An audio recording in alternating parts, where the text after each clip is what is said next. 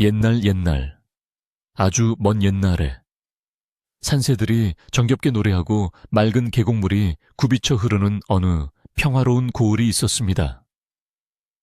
그곳은 사방이 높은 산으로 둘러싸여 있어 마치 어머니의 품처럼 포근하고 아늑한 마을이었는데, 봄이면 진달래가 산허리를 붉게 물들이고 가을이면 황금 들판이 물결치는 참으로 살기 좋은 곳이었습니다. 마을 사람들은 모두 순박하고 부지런하여 해가 뜨면 밭에 나가 땀 흘려 일하고, 해가 지면 삼삼오오 모여 앉아 정담을 나누며 하루의 피로를 씻곤 했습니다. 밤이 되면 집집마다 흘러나오는 호롱불 빛이 밤하늘의 별빛과 어우러져 마치 땅 위에 은하수가 펼쳐진 듯 아름다운 풍경을 자아내던 그런 시절의 이야기입니다. 이 평화로운 고을에는 새로 부임한 지 얼마 되지 않은 젊은 사또가 한 명 살고 있었는데, 그는 나이는 젊었으나 그 지혜와 인품만큼은 어느 노인 못지않게 깊고 넓었습니다. 그는 항상 백성들의 작은 목소리에도 귀를 기울일 줄 아는 현명한 관리였기에 마을 사람들은 그를 친부모처럼 따르며 존경했습니다. 사또는 관아의 높은 자리에 앉아 호령하기보다는 틈만 나면 허름한 옷을 입고 마을을 돌아보며 백성들의 살림살이를 살피는 것을 즐겼습니다. 억울한 일을 당한 사람이 있으면 밤을 새워서라도 해결해 주려 노력했고, 가난하여 끼니를 잊지 못하는 사람이 있으면 자신의 녹봉을 털어 쌀과 고기를 나누어 주기도 했습니다. 그의 따뜻한 마음씨 덕분에 고을에는 도둑이 사라지고 닫힌 대문이 없을 정도로 평온한 날들이 계속되고 있었습니다. 그러던 어느 날, 이 평화로운 마을에 검은 먹구름 같은 근심이 들이우기 시작했으니 그것은 바로 마을에서 가장 성실하기로 소문난 소금 장수가 감쪽같이 사라진 사건 때문이었습니다.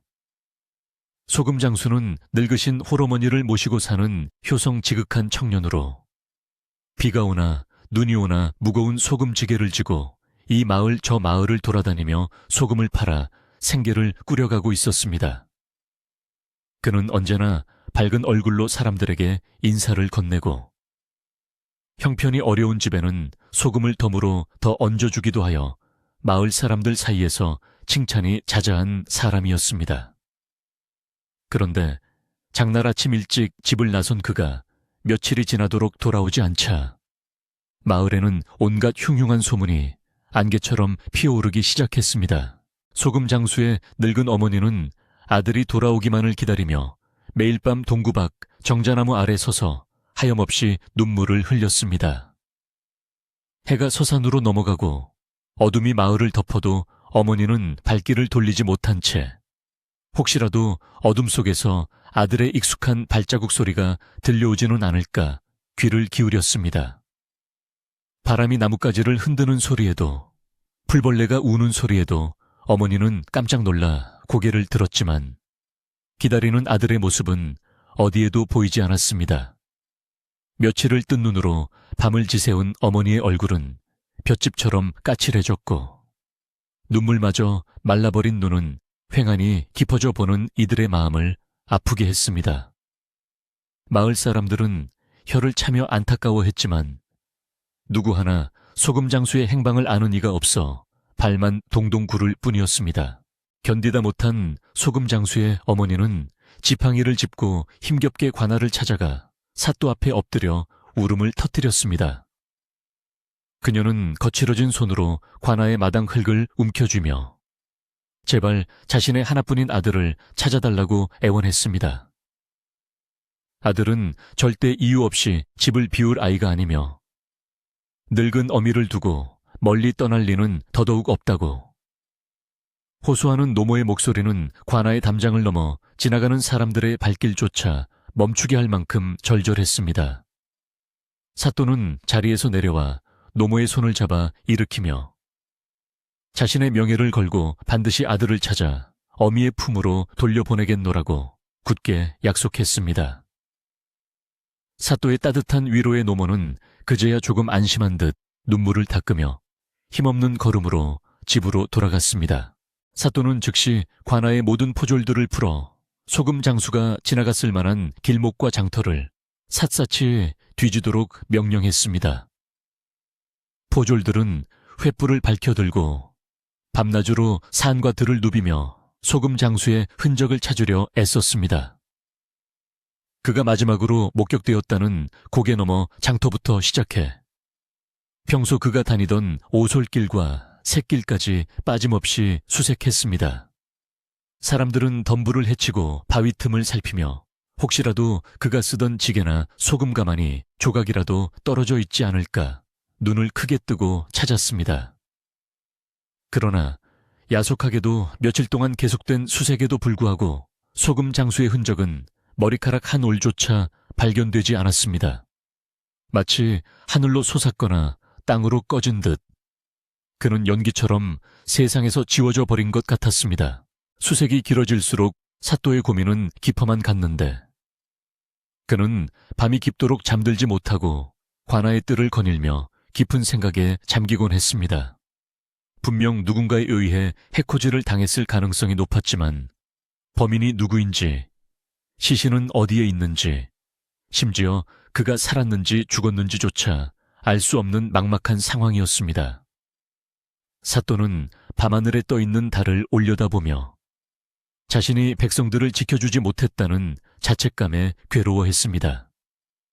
관아의 높은 담장 안에서는 세상의 진실이 제대로 보이지 않는 법이며 화려한 관복을 입고 거느린 수행원들과 함께 움직여서는 범인이 꼬리를 감추고 숨어버릴 것이 뻔하다는 생각이 그의 머릿속을 스치고 지나갔습니다. 사또는 서재로 돌아와 촛불 아래서 낡은 서책들을 뒤적이며 과거의 현인들이 남긴 지혜를 구해보려 했으나 책 속의 글자들은 눈에 들어오지 않고 오직 늙은 노모의 슬픈 얼굴만이 아른거렸습니다.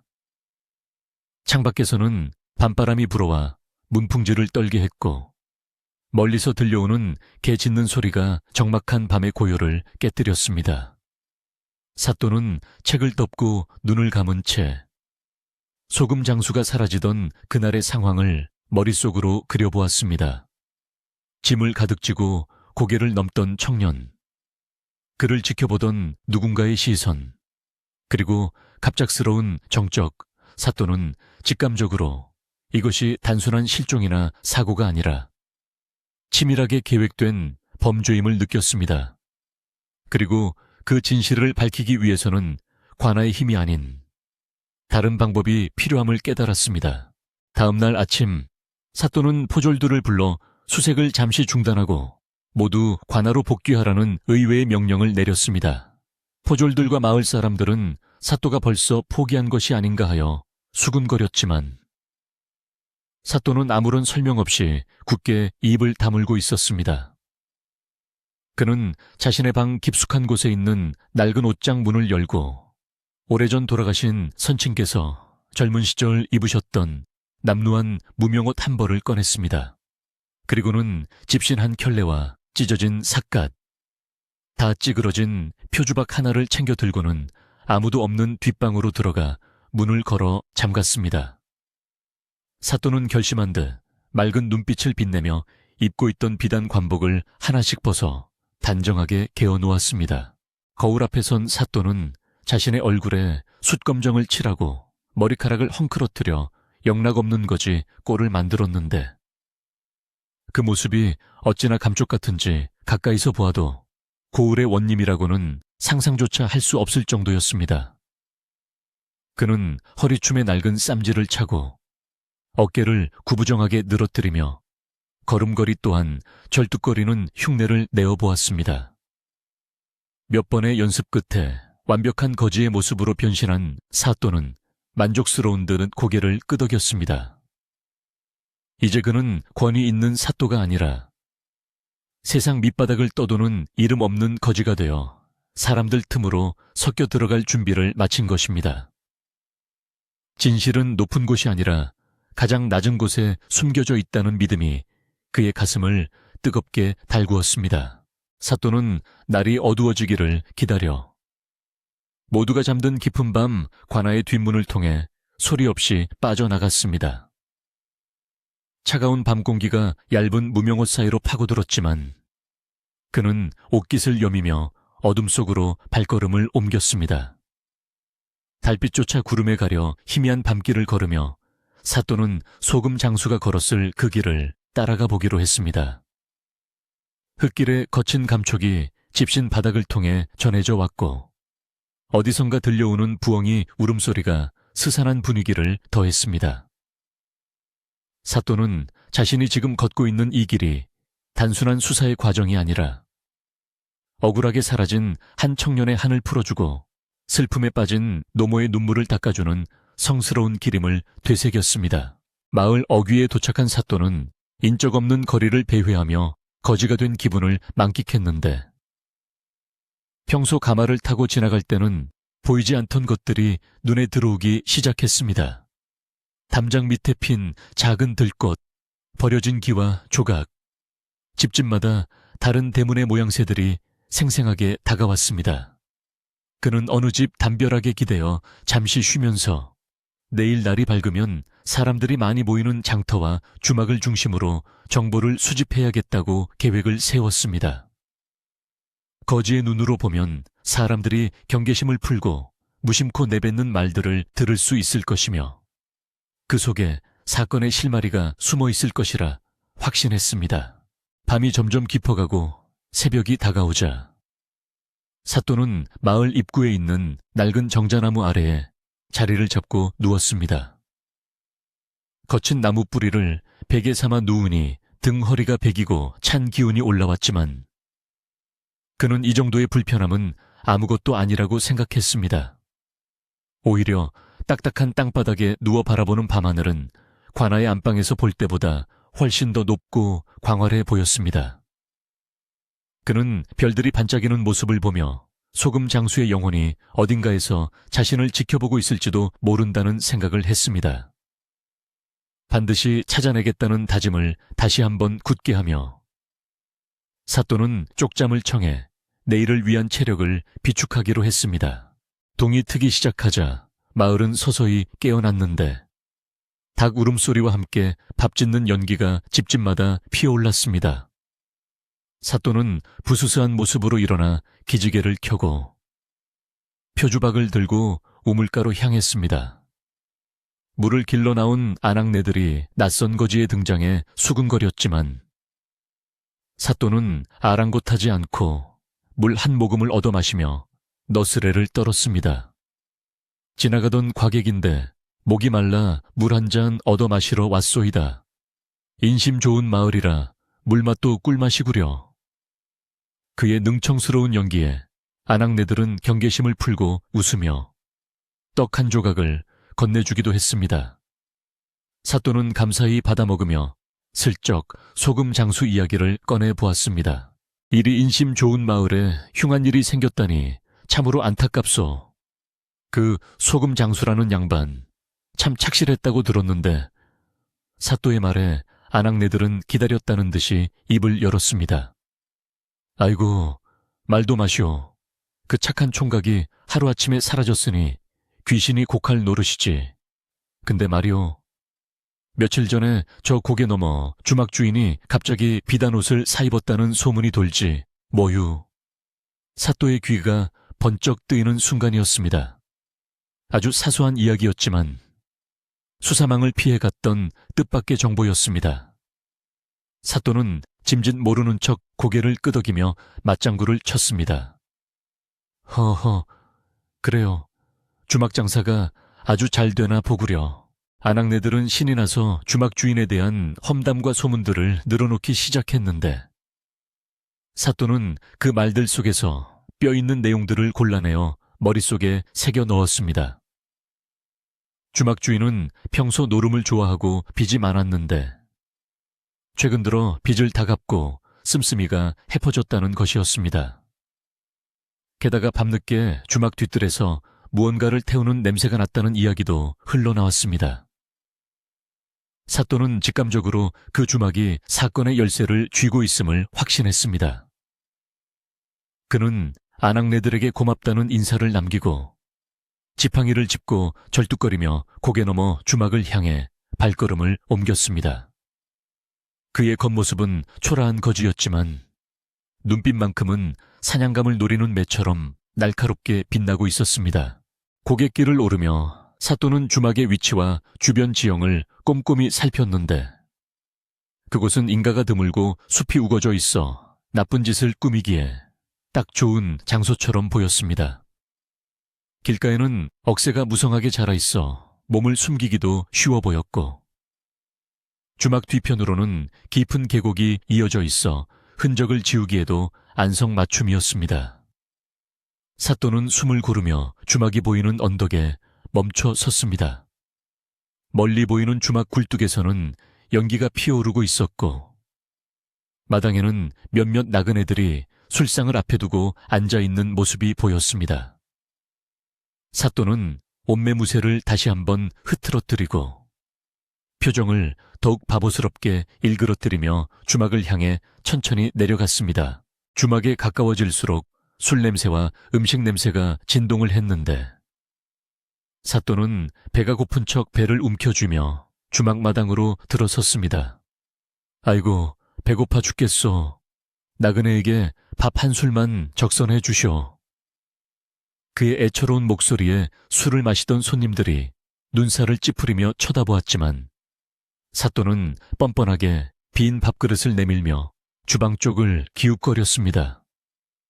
그때 주방 문이 벌컥 열리며 험상궂게 생긴 사내가 나왔는데 그가 바로 소문 속의 주막 주인이었습니다. 기름진 얼굴에 거만한 표정을 한 주인은 사또를 위아래로 훑어보더니 재수 없다는 듯 소금을 뿌리며 소리쳤습니다. 에이, 아침부터 웬 거지가 들어와서 재수를 옴붙게 해. 당장 꺼지지 못해. 사또는 주인의 호통에도 물러서지 않고 비굴하게 웃으며 사정했습니다. 나리, 그러지 마시고 남은 누룽지라도 좀 주십시오. 며칠을 굶어서 눈이 핑 돕니다요. 사또가 끈질기게 매달리자 주인은 귀찮다는 듯 하인을 시켜 먹다 남은 국밥 찌꺼기를 내주게 했습니다. 사또는 그것을 받아들고 마당 한 구석 멍석 위에 털썩 주저앉아 허겁지겁 먹는 신용을 했습니다. 그러면서도 그의 눈은 쉴 새 없이 주막 안팎을 살피며 수상한 점을 찾고 있었습니다. 주인의 손목에 끼워진 반짝이는 금팔찌, 그리고 주막 기둥 새로 칠한 페인트 자국, 유난히 깨끗하게 치워진 마당 구석의 흙바닥까지 모든 것이 사또의 의심을 불러 일으키기에 충분했습니다. 국밥을 먹으며 사또는 주막에서 일하는 사람들의 표정도 유심히 관찰했는데 유독 한 노파가 불안한 눈빛으로 자신을 쳐다보는 것을 느꼈습니다. 그 노파는 주방에서 설거지를 하고 있었는데 주인이 큰 소리를 칠 때마다 어깨를 움츠리며 깜짝깜짝 놀라는 모습이 역력했습니다. 사또는 그 노파가 무언가를 알고 있을 것이라는 확신이 들었습니다. 주인이 잠시 자리를 비운 사이 사또는 슬그머니 노파가 있는 수도가로 다가가 물을 마시는 척하며 말을 걸었습니다. 할멈, 이 집 주인 양반은 참 부자인가 보. 때깔이 아주 좋구만.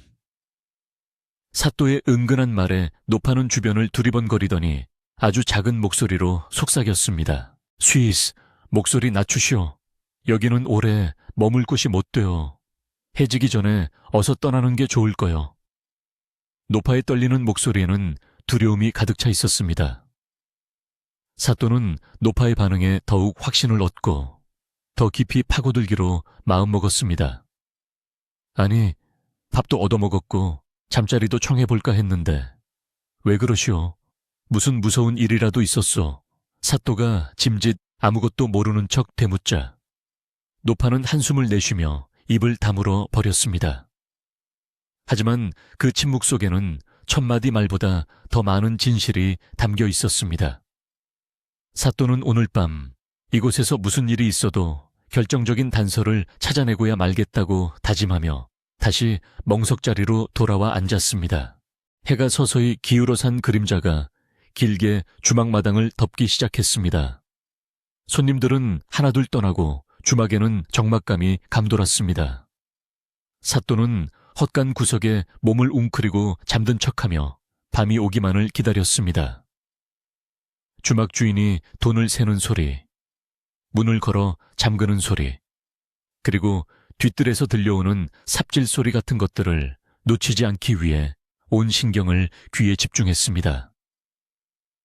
어둠이 완전히 깔리고 세상이 잠든 시간, 비로소 사또는 조용히 눈을 뜨고 헛간 문틈으로 밖을 내다보았습니다. 달빛 아래 주막 주인이 등불을 들고 뒷뜰 우물가로 걸어가는 모습이 그림자처럼 어른거렸습니다. 바람이 거세게 불어와 주막의 낡은 문풍지를 요란하게 흔들었고, 그 소리는 마치 누군가 문을 두드리는 것처럼 들려 안에 있던 사람들을 깜짝깜짝 놀라게 만들었습니다. 해가 서산 너머로 완전히 자취를 감추자 주막 안은 등잔불 하나에 의지한 채 어둑한 그림자로 가득 찼고, 술기운이 오른 나그네들의 목소리만이 왁자지껄하게 울려 퍼졌습니다. 사또는 멍석 위에 웅크리고 앉아 흐리멍덩한 눈으로 주변을 살피는 척했지만 그의 귀는 토끼처럼 쫑긋 세워져 있어 오가는 모든 대화를 하나도 놓치지 않고 주워 담고 있었습니다. 주막 안에는 장터를 오가는 장사치들과 고개를 넘다 날이 저물어 묵어가려는 행인들이 뒤섞여 있었는데, 그들의 입에서는 온갖 세상 사는 이야기가 쏟아져 나오고 있었습니다. 개중에는 흉년이 들어 살기 힘들다는 푸념도 있었고, 어느 고을 사또가 새로 부임했다는 소문도 있었지만, 사또가 기다리는 이야기는 좀처럼 나오지 않아 속이 타들어가는 듯 했습니다. 그때 구석진 자리에 앉아 탁주를 마시던 2명의 보부상이 목소리를 낮추며 심각한 표정으로 이야기를 나누기 시작했는데, 그 내용이 사또의 신경을 단번에 곤두세게 만들었습니다. 한 보부상이 주위를 살피더니 맞은편 동료에게 속삭이듯 말했습니다. 자네, 그 소문 들었나? 아랫마을 소금 장수 김총각 말일세. 그 건실한 친구가 며칠째 코빼기도 안 보인다더군. 그 말을 들은 동료가 고개를 끄덕이며 맞장구를 쳤습니다. 들었지. 노모가 관아마당에서 통곡을 했다지. 뭔가. 헌데 내가 듣기로는 그 친구가 마지막으로 목격된 곳이 바로 이 고개라던데. 참으로 기이한 이 일이 아닐 수 없어. 그죠? 사또는 숨소리조차 죽이고 그들의 대화에 더욱 집중했습니다. 이것이야말로 그가 위험을 무릅쓰고 이곳까지 찾아온 이유였기 때문입니다. 보부상들의 대화는 계속 이어졌는데 그 내용은 점점 더 구체적이고 의심스러운 정황들로 채워지고 있었습니다. 내가 사흘 전 장날에 이 고개를 넘어갈 때 분명히 김 총각을 보았네. 지게에 소금을 가득 쥐고 땀을 뻘뻘 흘리며 올라오고 있었지. 해가 뉘엿뉘엿할 때라 아마 이 주막에서 쉬어갔을 텐데 그 뒤로 본 사람이 아무도 없다는 게 말이 되나. 다른 보부상이 술잔을 비우며 혀를 찼습니다. 쉬, 목소리 낮추게. 이 주막 주인 성질 고약한 거 자네도 알잖나. 괜히 쓸데없는 소리 했다가 봉변당하기 십상이야. 게다가 요즘 주인이 돈벼락이라도 맞았는지 돈을 물 쓰듯 쓴다던데. 뭔가 구린 구석이 있어. 그들의 대화는 사또가 품고 있던 의심에 기름을 붓는 격이었습니다. 바로 그때 주방 쪽에서 와장창 그릇 깨지는 소리가 들리더니 주막 주인이 얼굴을 불그락푸르락하며 뛰쳐나왔습니다. 그는 비단 옷을 입고 있었지만 그 모습이 전혀 어울리지 않아 마치 남의 옷을 훔쳐 입은 것처럼 어색하고 우스꽝스러웠습니다. 주인은 깨진 그릇 조각을 치우고 있는 늙은 하녀에게 발길질을 해대며 고래고래 고함을 질렀습니다. 이 늙은이가 눈이 멀었나. 그 비싼 그릇을 깨먹어 내년 몸값을 다 팔아도 그 그릇값은 못해 당장 나가서 밥값이라도 해오란 말이야. 주인의 표독스러운 고함 소리에 술을 마시던 손님들은 일제히 입을 다물고 눈치를 살폈고 주막 안에는 찬물을 끼얹은 듯 썰렁한 정적이 감돌았습니다. 사또는 그 소란을 틈타 주인의 행동을 더욱 면밀히 관찰했는데 화를 내는 주인의 손이 미세하게 떨리고 있다는 것을 발견했습니다. 단순한 분노 때문이 아니라 무언가에 쫓기는 사람처럼 극도로 불안해 보이는 눈빛이었습니다. 주인은 한여를 내쫓고 나서도 분이 풀리지 않는지 씩씩거리며 계산대로 돌아가 엽전 꾸러미를 만지작거렸습니다. 짤랑거리는 엽전 소리가 들릴 때마다 주인의 표정은 잠시 편안해지는 듯 하다가도 문 밖에서 바람 소리가 날 때마다 소스라치게 놀라며 문 쪽을 쳐다보았습니다. 사또는 주인이 지닌 그 많은 돈이 과연 정당하게 번 것인지 아니면 누군가의 피눈물이 서린 돈인지 확인해 봐야겠다고 생각했습니다. 잠시 후 주막 안의 분위기가 다시 시끌벅적해지자 사또는 자리에서 일어나 비틀거리며 주인 앞으로 다가갔습니다. 그는 최대한 어수룩한 표정을 지으며 주인에게 말을 걸었습니다. 헤헤, 주인 나으리, 인심 좋게 생기셨는데 술 한 잔만 적선해 주시면 안 됩니까요? 이 거지가 목이 말라 죽겠습니다. 사또의 너스레에 주인은 기가 차다는 듯 코웃음을 쳤습니다. 뭐 인심이 거지가 돌았나. 돈 없으면 당장 나가 어디서 감히 공수를 바라고 있어. 주인은 사또를 밀치려 했지만 사또는 능청스럽게 몸을 피하며 주인의 소매를 붙잡았습니다. 그리고 슬쩍 주인의 눈을 똑바로 쳐다보며 뼈있는 한마디를 던졌습니다. 아이고, 나으리, 며칠 전 소금 장수 총각도 여기서 술 한잔하고 갔다던데 그 총각이 놔두고 간 술이라도 없습니까요? 소금 장수라는 말이 나오는 순간 주인의 얼굴색이 흑빛으로 변하며 동공이 심하게 흔들렸습니다. 그는 사또의 멱살을 잡으려던 손을 멈칫하더니 더듬거리는 목소리로 소리쳤습니다. 뭐라, 소금 장수나는 그런 놈 모른다. 본 적도 없어. 재수없게 무슨 헛소리야. 주인의 과민한 반응은 사또의 심증을 굳히기에 충분했습니다. 보통 사람이라면 기억이 안 난다고 하거나 무시했을 텐데 모른다고 펄쩍 뛰며 화를 내는 것은 무언가를 감추고 있다는 명백한 증거였습니다. 사또는 속으로 쾌재를 불렀지만 겉으로는 겁에 질린 척 뒷걸음질치며 물러났습니다. 아이고, 잘못했습니다요. 제가 헛것을 들었나 봅니다. 살려주십시오. 사또가 물러나자 주인은 거칠게 숨을 몰아쉬며 주방으로 들어가 버렸고 사또는 다시 구석자리로 돌아와 앉았습니다. 그때 아까 그릇을 깨뜨려 혼이 났던 늙은 하녀가 쭈뼛거리며 사또에게 다가왔습니다. 그녀의 손에는 깨진 바가지에 담긴 식은 밥덩이와 김치 조각이 들려 있었습니다. 이보시오, 거렁뱅이 양반, 주인 양반. 눈에 띄면 또 봉변을 당할 테니 이거라도 먹고 어서 나가시오. 오늘 밤은 여기서 묵지 않는 게 좋을 거요. 노파의 목소리는 걱정과 두려움으로 가늘게 떨리고 있었습니다. 사또는 밥을 받아들며 노파의 눈을 바라보았습니다. 깊게 패인 주름 사이로 그녀가 겪었을 고단한 세월과 말 못할 비밀을 간직한 자의 고통이 느껴졌습니다. 사또는 밥을 먹는 척하며 노파에게 은밀하게 물었습니다. 할멈, 고맙소. 헌데 아까부터 자꾸 나가라고만 하니 도대체 무슨 이유요? 갈 곳도 없는 신세인데 하룻밤만 헛간에서 자게 해주시오. 그러자 노파는 주위를 두리번거리더니 사또의 귀에 대고 아주 작은 목소리로 속삭였습니다. 이 집 터가 안 좋아. 며칠 전부터 밤만 되면 뒤뜰 우물가에서 이상한 소리가 들려. 마치 누가 억울하다고 우는 소리 같기도 하고. 그리고 주인 양반이 밤마다 무언가를 태우는데 그 냄새가 아주 역해. 산 짐승 타는 냄새 같기도 하고. 노파의 말에 사또의 등골이 오싹해졌습니다. 그것은 단순한 괴담이 아니라 범죄의 현장을 목격한 자의 생생한 증언이었습니다. 할멈, 그게 언제부터였어?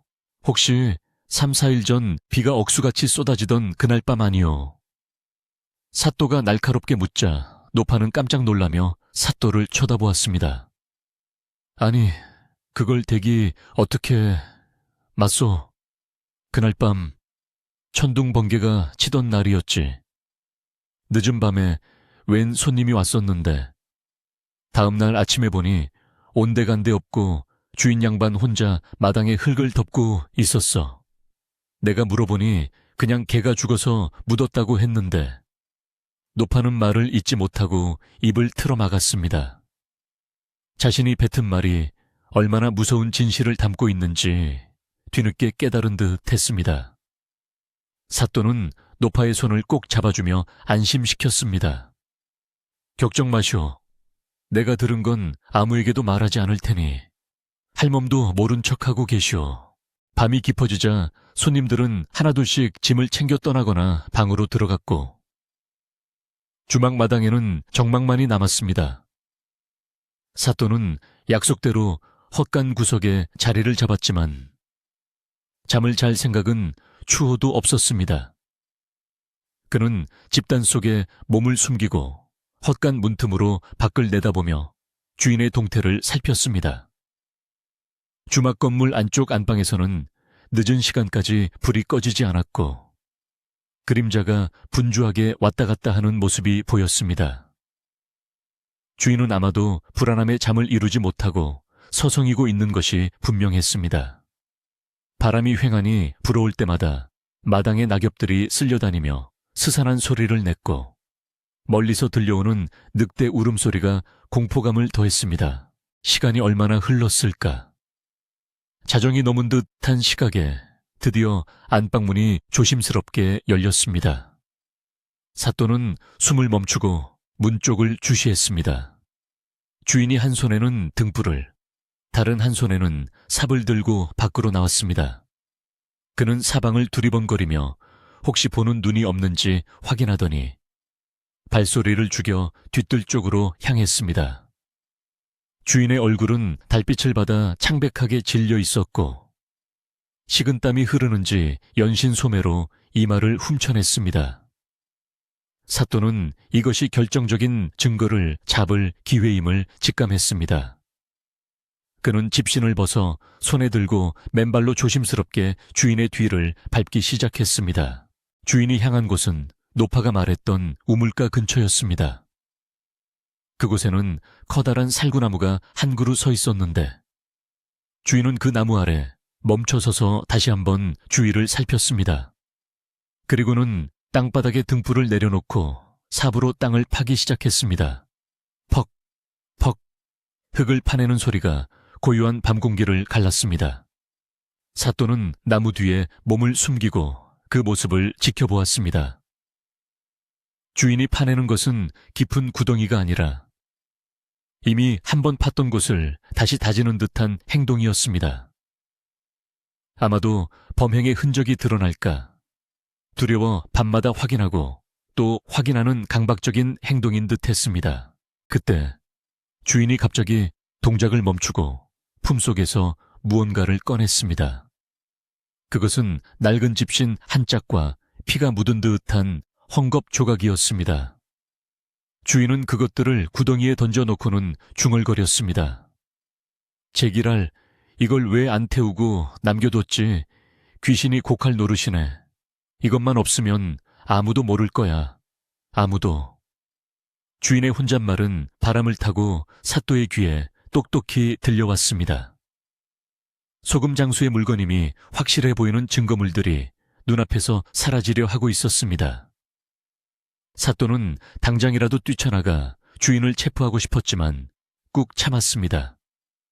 지금 덮치면 주인이 발뺌할 수도 있고 시신을 어디에 숨겼는지 알아내기 어려울 수도 있었기 때문입니다. 더 확실한 물증과 자백이 필요했습니다. 주인은 증거물들을 태우려는지 부싯돌을 꺼내 불을 붙이려 했습니다. 불꽃이 튀며 마른 지푸라기에 불이 옮겨 붙으려는 찰나 갑자기 밤바람이 거세게 불어와 불씨를 꺼뜨렸습니다. 주인은 깜짝 놀라 욕설을 내뱉으며 다시 불을 붙이려 했지만 바람은 멈추지 않고 더욱 거세게 불어 닥쳤습니다. 마치 억울하게 죽은 소금 장수의 영혼이 불을 끄는 것만 같았습니다. 주인은 공포에 질려 부들부들 떨면서도 포기하지 않고 계속해서 부싯돌을 쳐댔습니다. 사또는 이 기이한 광경을 지켜보며 하늘이 자신을 돕고 있음을 느꼈습니다. 사또는 어둠 속에서 땅바닥을 더듬어 작은 돌멩이 하나를 집어들었습니다. 그리고 주인이 다시 불을 붙이려는 순간 정확하게 등불을 향해 돌을 던졌습니다. 쨍그랑 등불 유리가 깨지며 불이 꺼졌고 주인은 순식간에 칠흑 같은 어둠에 휩싸였습니다. 으앙, 누구냐, 누가 있어? 주인은 비명을 지르며 엉덩방아를 찧었습니다. 그는 공포에 질려 허공에 대고 삽을 마구 휘둘렀습니다. 나오란 말이야. 내가 무서울 줄 알아. 썩 꺼져. 주인의 고함 소리는 공포로 인해 갈라져 있었고 그의 숨소리는 짐승의 거친 호흡처럼 들렸습니다. 사또는 나무 뒤에서 굵고 낮은 목소리로 마치 귀신이 말하는 것처럼 읊조렸습니다. 내 소금 가만히를 돌려다오. 춥고 어둡구나. 그 목소리는 밤바람 소리와 섞여 묘하게 울려 퍼졌고 주인은 그 자리에 얼어붙은 듯 꼼짝도 하지 못했습니다. 살려주시오. 내가 죽인 게 아니오. 그냥 사고였다고. 주인은 땅바닥에 머리를 박고 횡설수설하며 빌기 시작했습니다. 사또는 주인의 자백에 가까운 외침을 들으며 회심의 미소를 지었습니다. 이제 범인이 누구인지는 명백해졌습니다. 남은 것은 그가 시신을 어디에 유기했는지, 그리고 구체적으로 어떤 짓을 저질렀는지 밝혀내어 법의 심판대에 세우는 것뿐이었습니다. 하지만 사또는 여기서 멈추지 않고 더 큰 계획을 준비했습니다. 단순히 겁을 주어 자백을 받는 것만으로는 부족했습니다. 마을 사람들 앞에서, 그리고 하늘과 땅 앞에서 명명백백하게 죄를 밝히고 다시는 이런 일이 일어나지 않도록 일벌백계를 해야 했습니다. 사또는 주인이 공포에 떨며 정신을 못 차리는 틈을 타 조용히 뒤뜰을 빠져나왔습니다. 그리고 다시 헛간으로 돌아와 누웠지만 그의 머릿속은 날이 밝으면 거행할 말하는 나무, 재판에 대한 구상으로 가득 차 있었습니다. 내일 아침 저 오만한 주막 주인은 자신의 입으로 모든 죄를 술술 불게 될 것이며 억울한 소금 장수의 한은 풀리게 될 것입니다. 새벽 달기 울기 전 가장 어둡고 차가운 시간, 사또는 뜬 눈으로 밤을 지새우며 헛간 천장을 바라보았습니다. 쥐들이 천장을 달리는 소리, 바람에 문풍지가 우는 소리, 그리고 저 멀리 안방에서 들려오는 주인의 앓는 소리까지. 주막의 모든 소리가 사또의 귀에는 사건 해결의 신호탄처럼 들렸습니다. 그는 낡은 거지, 옷 속에 감춰진 사또의 패를 만지작거리며 다짐했습니다. 소금 장수여, 조금만 기다려라. 내일 해가 뜨면 네 억울함을 천에 알리고 편히 눈 감게 해주마. 사또의 눈빛은 어둠 속에서도 형형하게 빛났고 정의를 향한 그의 의지는 흔들림이 없었습니다. 날이 밝아오면 이 고을의 역사에 길이 남을 기묘하고 통쾌한 재판이 시작될 것이었습니다. 어느새 동창이 밝아오고 주막마당에 희미한 새벽빛이 스며들기 시작했습니다. 사또는 조용히 일어나 옷매무새를 다듬었습니다. 이제 거지 연극을 끝내고 진짜 사또로서의 위엄을 보여줄 시간이 다가오고 있었습니다. 그는 헛간 문을 열고 나와 상쾌한 새벽 공기를 깊이 들이마셨습니다. 차가운 공기가 폐부 깊숙이 들어와 밤새 쌓인 피로를 씻어주는 듯 했습니다. 사또는 뒤뜰 쪽을 한번 흘긋 쳐다보고는 아무 일도 없었다는 듯, 그러나 결의에 찬 발걸음으로 주막대문을 나섰습니다. 그의 등 뒤로 아침 해가 떠오르며 긴 그림자를 드리웠고, 그 그림자는 마치 정의의 사도가 되어 악을 심판하러 가는 영웅의 모습처럼 웅장해 보였습니다. 어둠이 걷히고 새벽 안개가 자욱하게 깔린 주막의 뒤뜰은 마치 아무 일도 없었다는 듯 고요했지만, 그 정적 속에는 숨길 수 없는 진실의 파편들이 흩어져 있었습니다. 사또는 주막 주인이 잠든 틈을 타 다시 한번 뒤뜰로 살금살금 기어들어가 어젯밤 주인이 파묻었던 흙더미를 조심스럽게 파헤치기 시작했습니다. 손끝에 닿는 차가운 흙의 감촉이 소름 끼쳤지만 그는 멈추지 않고 흙을 걷어내어 불에 그을리다만 헝겊 조각 하나를 찾아냈습니다. 그것은 소금 장수가 늘 허리춤에 차고 다니던, 어머니가 정성스레 수놓아준 낡은 쌈지의 일부가 분명했습니다. 쌈지 귀퉁이에는 소금기가 배어 하얗게 얼룩져 있었고, 매캐한 그을음 냄새와 함께 비릿한 피 냄새가 희미하게 섞여나고 있었습니다. 사또는 그 작은 천조각을 떨리는 손으로 움켜쥐며 이것이야말로 억울하게 희생된 청년의 한을 풀어줄 결정적인 증거임을 확신했습니다. 그는 증거물을 품속 깊이 갈무리하고 주위의 눈을 피해 도둑고양이처럼 신속하고 은밀하게 주막을 빠져나왔습니다. 사또는 산길을 내려오며 밤새 긴장했던 탓에 굳어버린 몸을 풀고 관아로 향하는 발걸음을 재촉했습니다. 아침 이슬에 젖은 풀잎들이 바짓단을 적셨지만 그의 마음은 그 어느 때보다 뜨겁게 타오르고 있었습니다. 관아의 뒷문에 도착한 사또는 문지기가 졸고 있는 틈을 타소리 없이 안으로 들어갔고 자신의 방으로 돌아와서야 비로소 깊은 숨을 내쉬었습니다. 거울 속에 비친 자신의 모습은 숫검정 칠갑을 한 영락없는 거지였지만 그 눈빛만은 형형하게 살아있어 범인을 단죄하겠다는 의지가 서리발처럼 서려 있었습니다. 사또는 하인들을 부르지 않고 직접 물을 길어 얼굴과 몸에 묻은 검댕을 씻어냈습니다.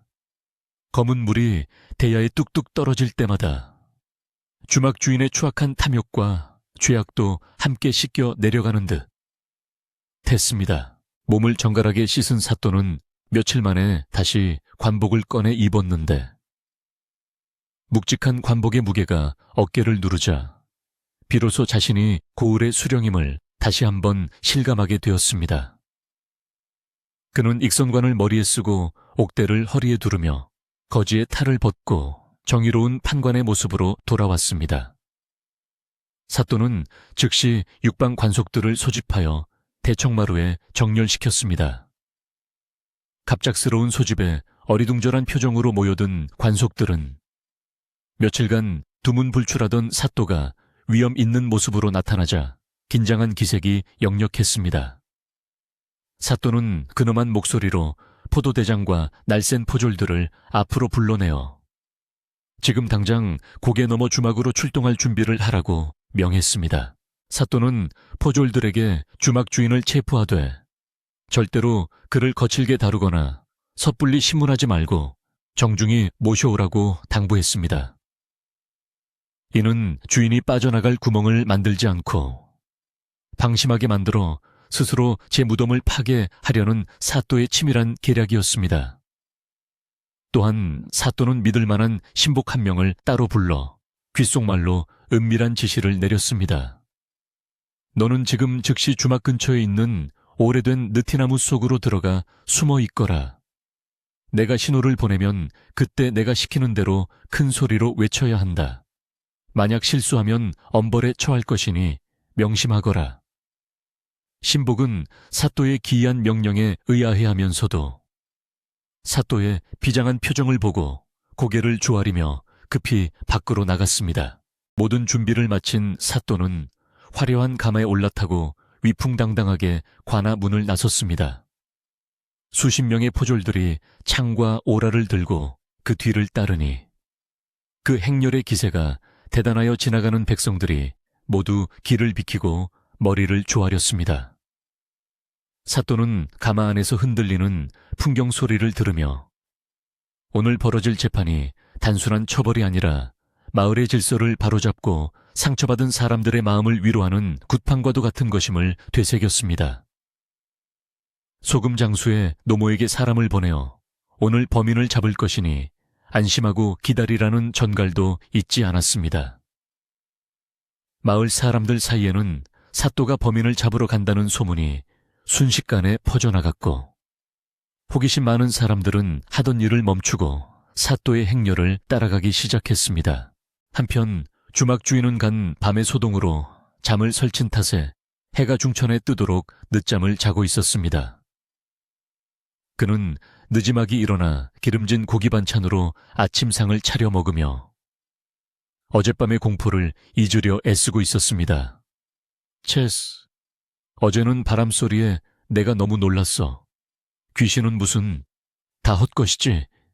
그는 억지로 태연한 척하며 술을 들이켰지만 손은 여전히 미세하게 떨리고 있었습니다.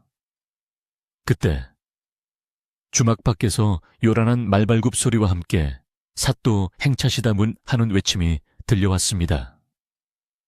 주인은 먹던 숟가락을 떨어뜨리며 밖을 내다보았고 관아의 포졸들이 주막을 겹겹이 포위하는 모습을 보고는 얼굴이 백지장처럼 하얗게 질려버렸습니다.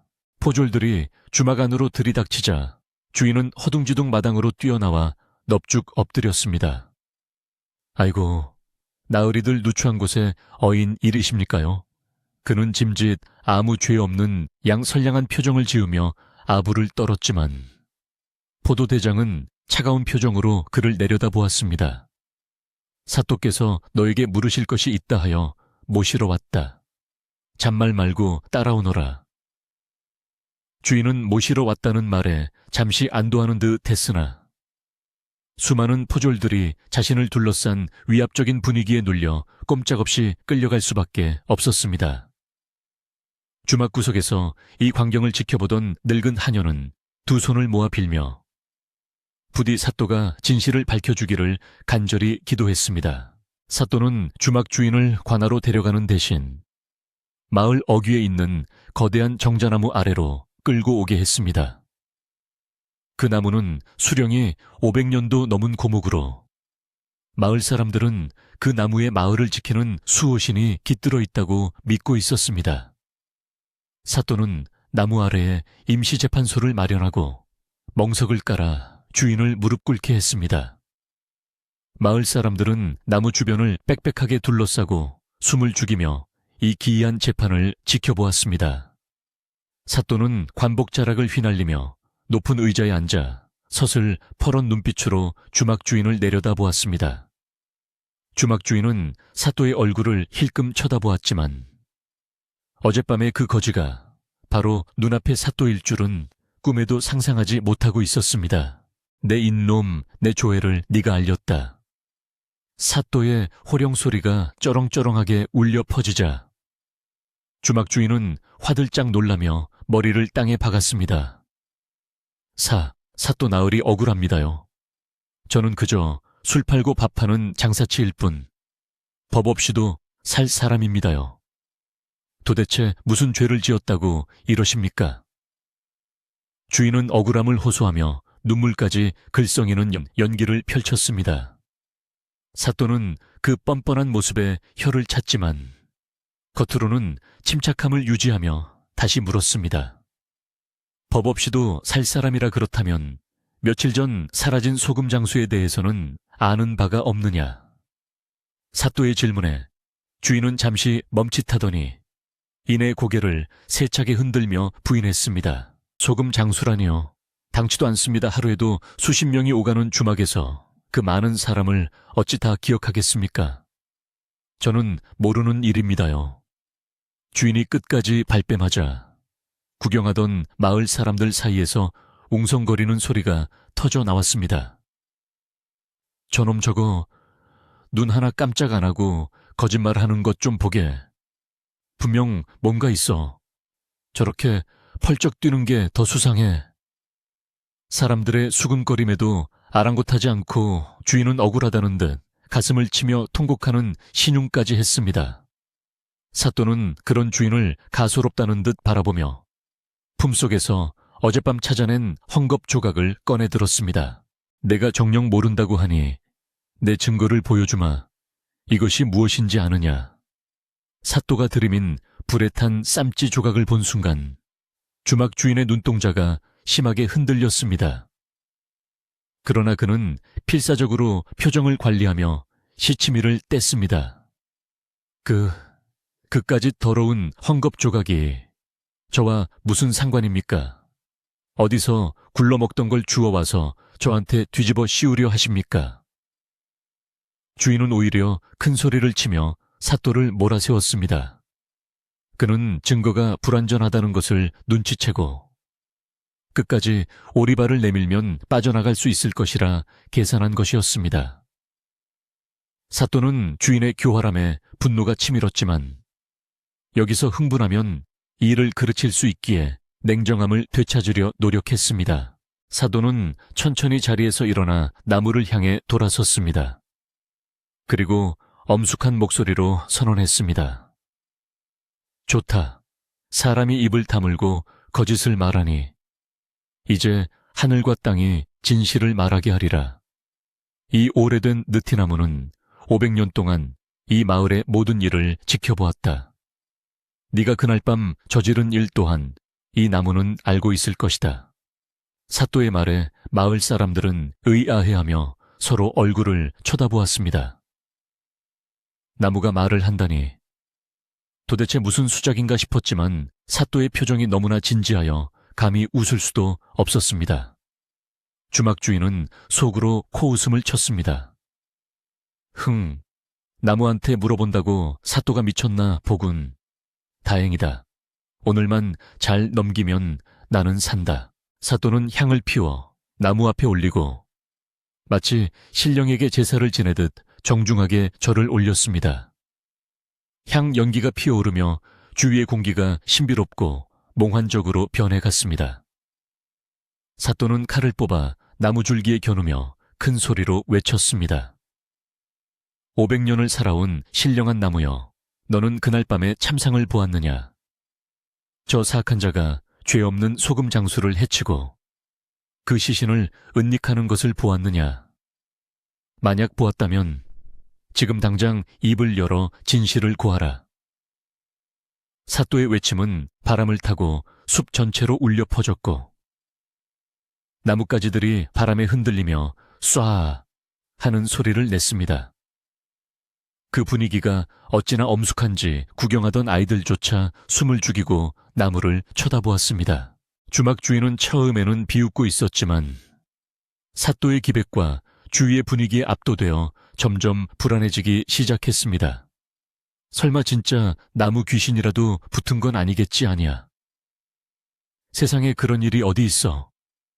그는 애써 마음을 다잡으려 했지만 식은땀이 등줄기를 타고 흐르는 것은 막을 수 없었습니다. 사또는 주인의 흔들리는 눈빛을 놓치지 않고 더욱 강하게 몰아붙였습니다. 이놈 네가 끝까지 죄를 자백하지 않는다면 이 신령한 나무가 벼락을 내려 너를 숫덩이로 만들 것이다. 지금이라도 사실대로 말하면 목숨만은 부지하게 해주마. 사또의 목소리에는 서리빨 같은 위엄이 서려 있어 듣는 사람의 간담을 서늘하게 만들었습니다. 그때 하늘에 먹구름이 몰려오며 해를 가리자 사방이 어두거둑해졌습니다.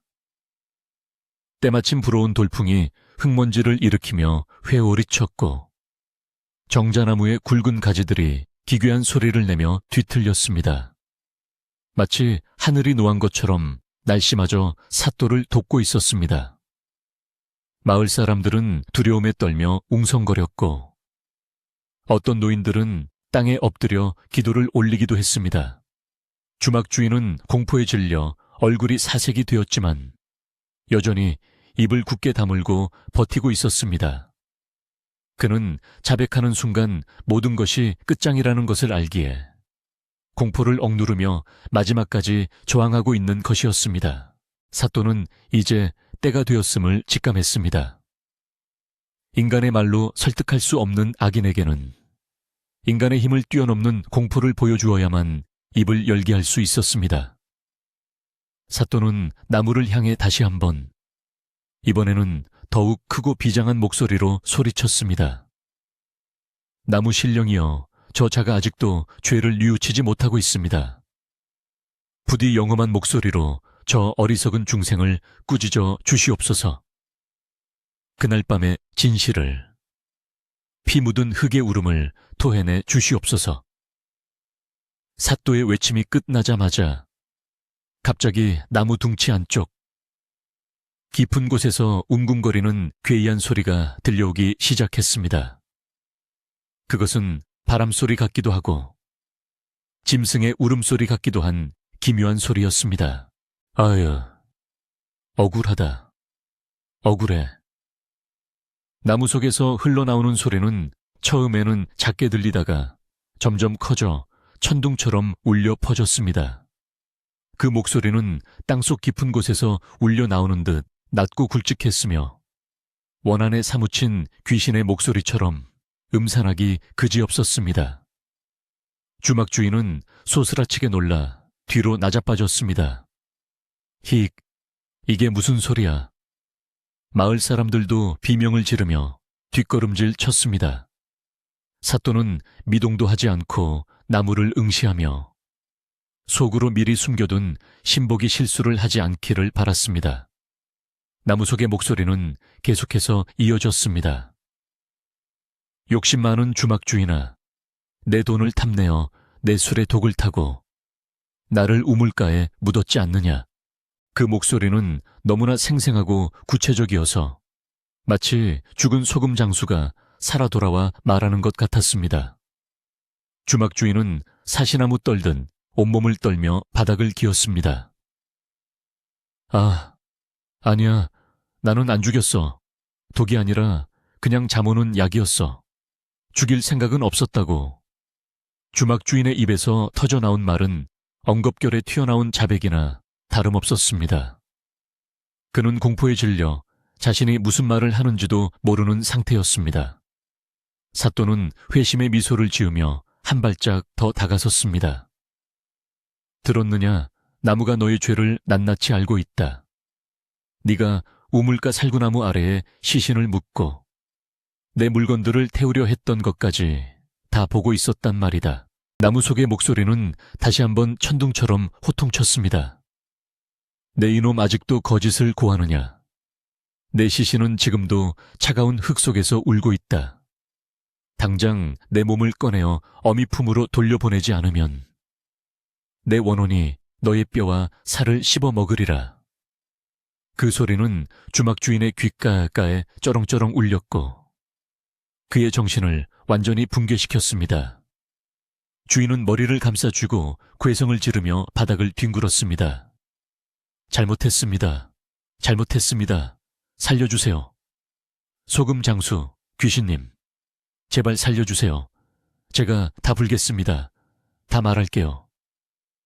주막 주인은 공포에 미쳐버린 사람처럼 땅에 머리를 쿵쿵 찌으며 울부짖었습니다.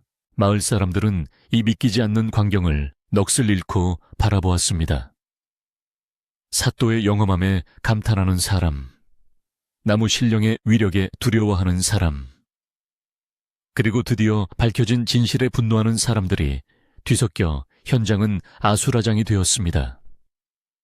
사또는 손을 들어 사람들을 진정시키고 넋이 나간 주막 주인을 향해 차갑게 명령했습니다. 자, 이제 내 입으로 똑똑히 말해라. 소금 장수는 어디에 있느냐? 네가 무슨 짓을 했는지 하나도 빠짐없이 고하지 않으면 정말로 나무 신령의 저주를 피할 수 없을 것이다. 주막 주인은 눈물 콧물 범벅이 된 얼굴로 사또의 바지가랑이를 붙잡고 애원했습니다. 나으리, 제가 돈이 탐나서 그날 밤 소금 장수 술잔에 약을 탔습니다. 그냥 잠들면 돈만 훔치려고 했는데 그가 깨어나지 않았습니다. 덜컥 겁이 나서 뒤뜰 우물가 살구나무 아래에 묻었습니다. 제발 목숨만은 살려주십시오. 드디어 모든 진실이 백일에 드러나는 순간이었습니다. 사또의 끈질긴 추적과 기발한 지혜가 빛을 발하여 영구미제로 남을 뻔했던 사건이 해결의 실마리를 찾은 것입니다. 사또는 주인의 자백을 듣고 안도의 한숨을 내쉬었지만 한편으로는 안타까운 마음에 가슴이 먹먹해졌습니다. 사또는 포졸들에게 눈짓을 보내 주막 주인을 포박하게 했습니다. 여봐라, 이 죄인을 당장 묶어라. 그리고 즉시 주막 뒤뜰로 가서 살구나무 아래를 파보도록 해라. 시신을 수습하여 정중히 모셔오고 숨겨둔 돈과 물건들도 모두 찾아오너라. 포졸들은 우렁찬 목소리로 복명하고 신속하게 움직였습니다. 주막 주인은 오래 묶인 채 끌려가면서도 계속해서 나무 쪽을 쳐다보며 공포에 떨었습니다. 그는 자신이 사또의 꾀에 넘어갔다는 사실을 꿈에도 모른 채 평생 나무 귀신의 저주를 두려워하며 살게 될 운명이었습니다. 사또는 재판이 끝난 뒤 나무 뒤쪽으로 돌아가 몰래 숨어있던 신복을 불러냈습니다. 나무 구멍에서 나온 신복은 땀투성이가 되어 있었지만 임무를 완수했다는 자부심에 얼굴이 상기되어 있었습니다. 사또는 그의 어깨를 두드리며 치하했습니다. 수고했다. 내 덕분에 억울한 원혼을 달랠 수 있게 되었다. 오늘 일은 우리 둘만의 비밀로 해야 할 것이다. 신복은 씩 웃으며 고개를 끄덕였습니다. 사또는 다시 근엄한 표정으로 돌아와 소금 장수에 노모가 기다리고 있는 관아로 발길을 돌렸습니다.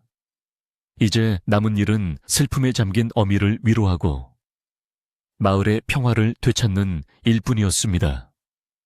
바람이 잦아들고 구름 사이로 다시 햇살이 비치기 시작했습니다. 사또의 명령에 따라 포졸들과 마을 사람들은 구름대처럼 몰려 주막 뒤뜰로 향했는데 그 행렬이 어찌나 긴지 마을 입구에서 고개 마루까지 이어질 정도였습니다.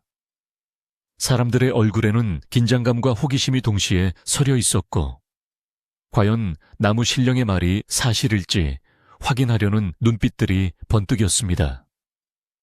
사또는 가마에서 내려 직접 현장을 지휘했는데 그의 표정은 엄숙하면서도 한편으로는 슬픔을 머금고 있었습니다. 억울하게 죽은 영혼을 달래주는 것이 산자의 도리이자 관장의 의무임을 그는 누구보다 잘 알고 있었기 때문입니다. 주막 뒤뜰에 도착하자 앙상한 가지를 드러낸 살구나무가 스산한 바람에 흔들리고 있었고 그 아래 다져진 흙은 유난히 검고 차가워 보여 보는 이들의 마음을 무겁게 짓눌렀습니다. 포졸들이 삽과 괭이를 들고 나무 아래 흙을 파내기 시작하자 구경하던 사람들은 숨을 죽이고 마른 침을 삼켰습니다.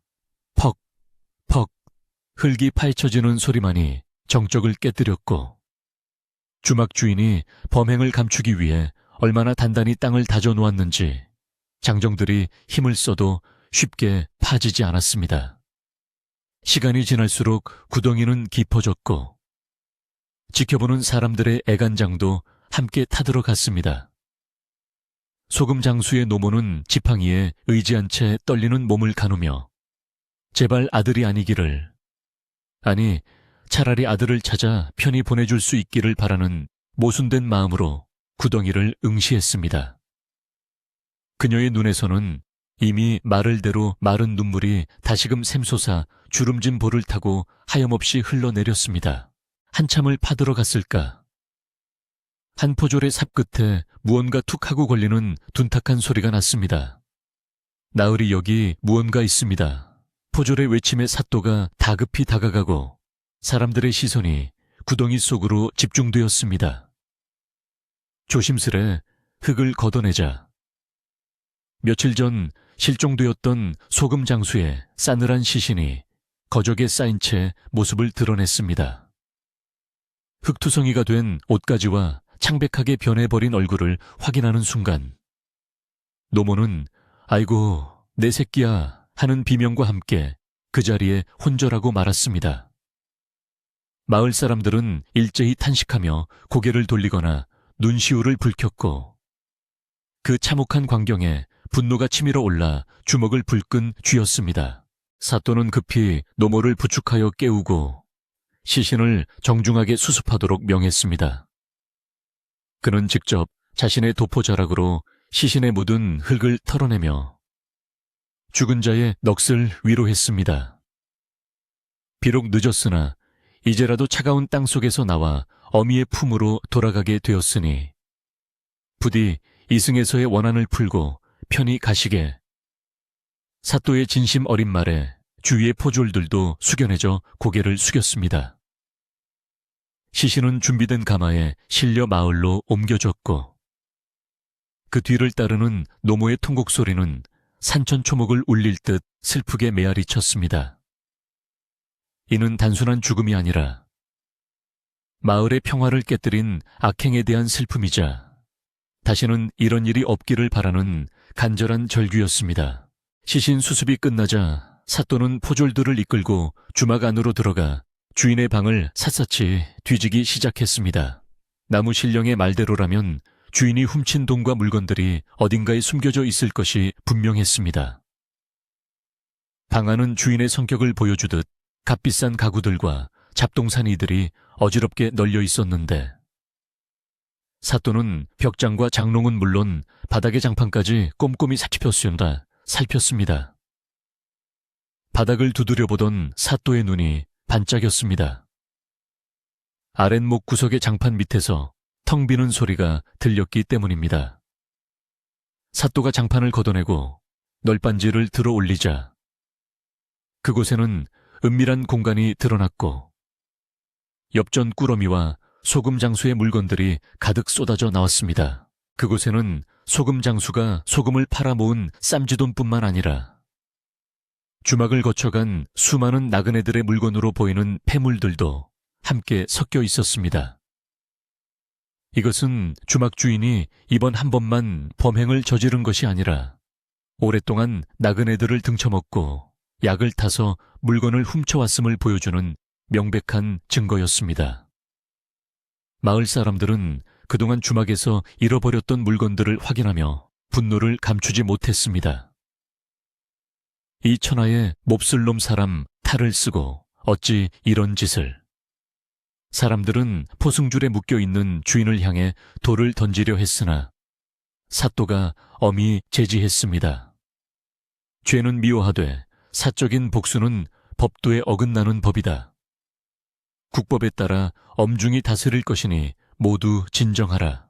사도는 찾아낸 엽전과 물건들을 모두 관하로 압수하고 주인이 그동안 모은 재산 또한 몰수하여 피해를 입은 사람들에게 나눠주겠다고 공표했습니다.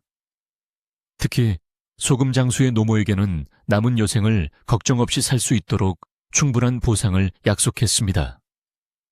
주막 주인은 자신의 모든 죄가 낱낱이 밝혀지고 숨겨둔 재산마저 빼앗기게 되자 삶의 끈을 놓은 듯 초점 없는 눈으로 허공만 바라보았습니다.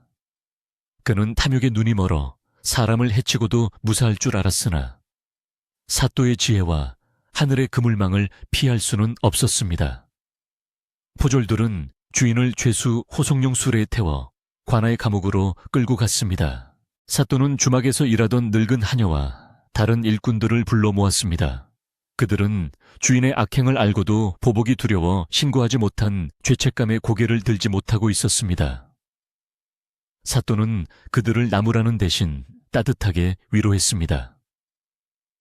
너희들의 침묵은 두려움 때문이었음을 내가 안다. 이제 그 사악한 주인은 없으니 다시는 두려워하지 말고 정직하게 살아가거라. 사또는 하녀에게 주막에 남아있는 식량들을 나누어주며 고향으로 돌아갈 노자를 마련해 주었습니다. 하녀는 사또의 자비로움에 감동하여 눈물을 흘리며 큰 절을 올렸고 다른 일꾼들도 사또를 향해 만세를 부르며 감사를 표했습니다. 마을로 돌아온 사또는 소금 장수의 장례를 마을장으로 성대하게 치러주도록 주선했습니다. 억울하게 죽은 청년의 넋을 달래고 놀란 마을 사람들의 마음을 하나로 모으기 위함이었습니다. 마을 사람들은 누가 시키지 않아도 자발적으로 나서서 상여를 꾸미고 음식을 장만했습니다. 부녀자들은 밤을 새워 수의를 짓고 장정들은 산에 올라가 명당 자리에 묘를 쓸 준비를 했습니다. 소금 장수는 비록 가난하고 천한 신분이었으나 그의 성실함과 착한 심성은 마을 사람들의 가슴속에 깊이 새겨져 있었기에 그의 마지막 가는 길은 결코 외롭지 않았습니다. 장례식 날, 마을은 온통 흰옷을 입은 사람들로 뒤덮였습니다. 상여가 나가는 길목마다 사람들이 나와 고인의 명복을 빌며 노잣돈을 꽂아주었고 구슬픈 상여 소리가 마을 어귀를 돌 때마다 여기저기서 울음소리가 터져 나왔습니다. 이제 가면 언제 오나, 어야디야. 상여꾼들의 선소리에 맞춰 만장 깃발이 바람에 펄럭였고 노모는 상여 뒤를 따르며 아들의 이름을 목 놓아 불렀습니다. 사또 또한 관복을 갖추어 입고 장례 행렬의 뒤를 따르며 고인에 대한 예를 다했습니다. 고을의 수령이 천안 장사치의 장례에 직접 참석하는 것은 전례가 없는 일이었기에 백성들은 사또의 애민 정신에 다시 한번 깊이 감복했습니다. 양지바른 언덕 위에 봉분이 만들어지고 사람들은 흙을 한 줌씩 뿌리며 작별 인사를 고했습니다. 따스한 햇살이 무덤 위를 비추고 산새들이 날아와 지저귀는 모습이 마치 소금 장수가 평온을 찾았음을 알려주는 듯했습니다. 노모는 무덤 앞에 주저앉아 한참을 흐느꼈지만 마을 안악들이 다가와 그녀를 안아주며 위로했습니다. 할머니, 이제 그만 우세요. 아드님도 좋은 곳으로 가셨을 거예요. 저희가 있잖아요. 이웃들의 따뜻한 손길에 노모는 조금씩 기운을 차리고 아들을 가슴에 묻은 채 힘겹게 발걸음을 돌렸습니다. 슬픔은 나누면 반이 된다는 말처럼 마을 사람들의 따뜻한 정이 노모의 아픈 상처를 어루만져 주었습니다. 장례가 끝나고 며칠 뒤 사또는 마을의 분위기를 쇄신하고 주민들의 화합을 다지기 위해 큰 잔치를 열었습니다. 관아의 창고를 열어 쌀과 고기를 풀고 술을 빚어 마을 회관 마당에 풍성한 잔치상을 차렸습니다. 그동안 흉흉한 사건으로 인해 공포에 떨었던 사람들은 오랜만에 활짝 웃으며 음식을 나누어 먹었습니다. 고소한 전부치는 냄새와 돼지고기 삶는 냄새가 온 동네에 진동했고 아이들은 떡을 입에 물고 신나게 뛰어다녔습니다. 마을 어르신들은 막걸리 잔을 기울이며 이번 사건을 해결한 사또의 지혜를 침이 마르도록 칭찬했습니다. 잔치 마당 한가운데서는 풍물패가 신명나게 꽹과리와 장구를 치며 흥을 돋우었고 사람들은 덩실덩실 춤을 추며 그동안 쌓였던 근심과 걱정을 털어버렸습니다. 사또는 상석에 앉아 거드름을 피우는 대신 백성들 틈에 섞여 앉아 함께 술잔을 기울였습니다. 한 노인이 사또에게 조심스럽게 물었습니다. 사또 나으리, 헌데 그 나무 신령님은 진짜로 말씀을 하신 겁니까? 아니면 저희가 헛소리를 들은 겁니까? 사또는 빙그레 웃으며 술잔을 비우고는 의미심장한 미소를 지었습니다. 글쎄요, 억울한 원혼의 간절함이 나무를 움직였을 수도 있고 죄 지은 자의 두려움이 헛소리를 듣게 했을 수도 있지요. 진실은 오직 하늘만이 아실 겁니다. 사또는 끝까지 자신의 계략을 밝히지 않고 신비로움을 남겨두었는데 이는 백성들에게 경각심을 심어주고 죄를 지으면 반드시 자연 만물조차도 그 죄를 고발한다는 믿음을 주기 위함이었습니다. 사람들은 사또의 겸손하고도 현명한 대답에 고개를 끄덕이며 더욱 그를 존경하게 되었습니다. 사실 그날 나무 속에서 귀신 소리를 냈던 포졸은 지금 사또의 곁에서 남몰래 웃음을 참으며 고기를 뜯고 있었지만 그 비밀은 사또와 그 포졸 그리고 하늘만이 아는 영원한 비밀로 남게 되었습니다. 잔치가 무르익어 갈 무렵 사또는 자리에서 일어나 마을 사람들에게 당부의 말을 전했습니다. 이웃의 아픔을 내 아픔처럼 여기고 불의를 보면 함께 나서는 여러분이 있기에 우리 고을은 다시 평화를 되찾을 수 있었습니다. 저 흉가 같던 주막은 이제 헐어버리고 그 자리에 나그네들이 편히 쉴 수 있는 쉼터를 만들 것이니 다시는 우리 마을에 도적대나 사악한 무리가 발을 붙이지 못하도록 서로 지켜줍시다. 마을 사람들은 환호성을 지르며 사또의 말에 따르겠다고 다짐했습니다.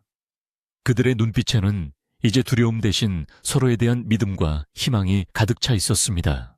소금 장수의 노모는 사또에게 다가와 꼬깃꼬깃한 쌈지 하나를 내밀었습니다. 사또 나으리, 이것은 제 아들이 남긴 돈의 일부입니다. 죽은 아들도 이 돈이 마을을 위해 쓰이기를 바랄 것입니다. 부디 거두어 주십시오. 사또는 노모의 손을 꼭 잡으며 정중히 거절했습니다. 어르신, 이 돈은 아드님의 피와 땀입니다. 어르신께서 건강하게 오래 사시는 것이 아드님을 위한 길이니 부디 편안하게 지내십시오. 관에서도 어르신을 보살펴 드릴 것입니다. 사또의 따뜻한 배려에 노모는 다시 한번 눈시울을 붉히며 고마움을 표했습니다. 해가 저물고 보름달이 둥실 떠오르자 잔치는 더욱 흥겨워졌습니다. 사람들은 달빛 아래 둘러앉아 옛날 이야기를 나누고 노래를 부르며 깊어가는 밤을 즐겼습니다. 주막 주인이 갇힌 감옥 쪽은 어둡고 차가웠지만 마을 사람들이 모인 곳은 불빛과 웃음소리로 따뜻하고 환했습니다. 악은 처벌받고 선은 위로받는다는 당연한 이치가 실현된 밤. 마을의 공기는 그 어느 때보다 상쾌하고 맑았습니다. 어둠 속에서 들려오던 부엉이 소리마저 이제는 불길한 징조가 아니라 평화로운 자장가처럼 들려왔습니다. 이제 마을에서 소금 장수의 실종 사건은 공포 괴담이 아니라 사또의 명판결을 기리는 전설이 되어가고 있었습니다. 아이들은 사또가 거지로 변장했던 흉내를 내며 놀았고 어른들은 술자리에 앉으면 을의 그날에 말하는 나무 이야기를 안주 삼아 올렸습니다. 그렇게 이야기는 사람들의 입을 타고 전해지며 정의가 살아있음을 확인시켜주는 징표가 되었습니다. 흉흉했던 주막자리는 정비되어 마을 청년들이 운영하는 건전한 쉼터가 되었고 그곳을 지나는 나그네들은 소금 장수의 넋을 기리는 작은 돌탑에 돌 하나씩을 얹으며 그의 명복을 빌어주었습니다. 밤이 깊어 사람들이 하나둘 집으로 돌아갈 때 사또는 홀로 관아에 누각에 올라 달을 바라보았습니다. 그의 얼굴에는 큰일을 끝낸 후에 홀가분함과 깊은 안도감이 서려 있었습니다. 그는 품속에서 거지로 변장했을 때 썼던 낡은 표주박을 꺼내 어루만지며 생각에 잠겼습니다. 백성의 소리는 관아의 높은 담장 안에서는 들리지 않는다. 오직 낮은 곳으로 내려가야만 비로소 들을 수 있다. 이번 사건을 통해 얻은 이 깨달음은 앞으로 그가 고을을 다스리는 데 있어 가장 큰 지침이 될 것이었습니다. 달빛이 그의 어깨를 부드럽게 감싸 안았고 고을은 다시금 예전의 평화롭고 고요한 밤을 맞이하고 있었습니다. 사또는 누각에서 내려와 잠자리에 들 준비를 했습니다. 내일은 또 다른 백성들의 사연이 그를 기다리고 있을 것이기에 맑은 정신으로 그들을 맞이하기 위해 충분한 휴식이 필요했습니다. 창밖에는 풀벌레들이 합창하듯 노래를 부르고 있었고 멀리서 들려오는 다듬이질 소리가 정겹게 느껴졌습니다. 모든 것이 제자리로 돌아온 밤, 사또는 편안한 마음으로 눈을 감았습니다. 꿈속에서도 그는 백성들과 함께 웃으며 평화로운 마을을 거니는 꿈을 꿀 것이 분명했습니다. 사건이 모두 해결되고 계절은 어느덧 깊은 가을로 접어들어 마을을 둘러싼 산등성에는 붉고 노란 단풍으로 곱게 물들기 시작했습니다. 소금 장수 사건으로 한동안 얼어붙었던 마을 사람들의 마음에도 따스한 햇살이 비치듯 다시금 평화가 찾아왔고, 사람들은 삼삼오오 모여 앉아 그날의 놀라운 재판 이야기를 나누며 이야기꽃을 피웠습니다. 사또의 지혜로운 판결과 신령한 나무의 전설은 입에서 입으로 전해지며 마을의 자랑거리가 되었고, 아이들은 나무 아래에 모여 사또 놀이를 하며 정의가 무엇인지를 자연스럽게 배우게 되었습니다. 이제 그 오래된 느티나무는 더 이상 공포의 대상이 아니라 마을을 지켜주는 든든한 수호신이자 진실을 밝혀주는 영험한 존재로 사람들의 공경을 받게 되었습니다. 흉흉한 소문이 끊이지 않았던 고개 너머 주막은 마을 청년들의 손에 의해 말끔히 정리되었는데, 그들은 음습했던 헛간을 허물고 그 자리에 나그네들이 잠시 다리를 쉬어갈 수 있는 작은 쉼터를 만들었습니다. 탐욕으로 얼룩졌던 장소는 이제 마을 사람들이 십시일반으로 내놓은 차와 감자를 나누어 먹는 나눔의 공간으로 탈바꿈했습니다. 고개를 넘는 보부상이나 과객들은 그 쉼터에 들러 목을 축이며 이 마을 인심이 예전보다 훨씬 더 후해졌다며 칭찬을 아끼지 않았습니다. 나쁜 기운이 사라진 자리에는 사람들의 온기가 채워졌고, 바람에 흔들리는 억새 소리마저 이제는 쓸쓸하지 않고 정겹게만 들려왔습니다. 홀로 남은 소금 장수의 노모에게는 마을 사람들의 발길이 끊이지 않았는데, 누군가는 땔감을 해다 마당에 쌓아주고, 또 누군가는 갓 추수한 햅쌀을 몰래 부엌해두고 가기도 했습니다. 노모는 비록 하나뿐인 아들을 잃었으나 마을 전체가 자신의 아들이 되어주었다는 사실에 깊은 위로를 받았습니다. 그녀는 더 이상 차가운 관아 마당에서 울지 않았고, 대신 따뜻한 아랫목에 앉아 이웃들이 가져다준 콩을 고르며 엷은 미소를 짓기도 했습니다. 아들이 떠난 빈자리는 여전히 크고 아팠지만 이웃들의 따뜻한 전기, 그 상처 위에 새살이 돋게 해주었기에 노모는 남은 생을 살아갈 힘을 얻을 수 있었습니다. 사또는 사건이 해결된 후에도 거만해지지 않고 여전히 백성들을 위한 정치를 펼쳤는데, 틈만 나면 다시 허름한 옷으로 갈아입고 마을을 순찰하곤 했습니다. 다만 예전처럼 정체를 완전히 숨기기보다는 백성들이 편하게 다가와 하소연할 수 있도록 온화한 미소를 띠고 다니는 날이 많아졌습니다. 마을 사람들도 이제는 낯선 차림의 사또를 알아보아도 모른 척 해주거나, 슬그머니 다가와 찐 고구마 하나를 손에 쥐어주며 감사의 마음을 표하곤 했습니다.